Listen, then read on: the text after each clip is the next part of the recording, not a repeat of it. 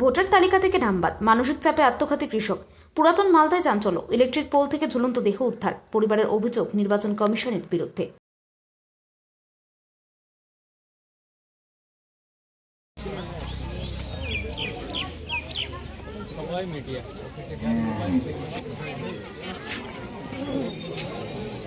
পড়েছে কি হয় আপনার?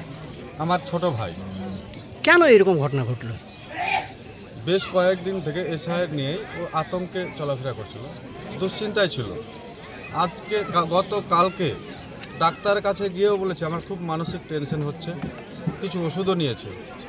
রাত্রে 8:30 নাগাদ এসআইআর লিস্ট বেরায়, সেখানে আমার 4 ভাইয়ের নাম বাদ চলে যায়, তার মধ্যে ওরও নাম বাদ গেছে। আচ্ছা, সেই টেনশনে নেই, আমরাও আগে থেকে আশঙ্কা করছিলাম যে অতিরিক্ত টেনশন করছে। বাড়িতে ওর সাথে কথাও বলেছি যে তোর কোনো কিছু প্রবলেম থাকলে বল, জমি বিক্রি করে দিয়ে দেবো। বলছে না, আমার কোনো প্রবলেম নেই, আমি কোনো চিন্তাই নেই, কিছু নেই। আমরা আগে থেকে বুঝতে পারার ফলে এই কথাটা বলেছি। কিন্তু রাত্রে যখন 8:30 নাগাদ এসআইআর লিস্টটা বেরায়, নাম যখন ডিলিট হয়, সেই মাধাইপুর থেকে বাড়ি আর ফিরেনি, গ্রামের মাথা দিয়ে নেমেছে। রাত্রে আমরা অনেক খোঁজাখুঁজি করছি, আমার ভাই কোথায় গেছে কোনো খবর পাইনি। সকালবেলা গিয়ে দেখি ধানের জমিতে ইলেকট্রিক পোলে সে লেগে পড়ে আছে। এর জন্য নির্বাচন কমিশন একমাত্র দায়ী।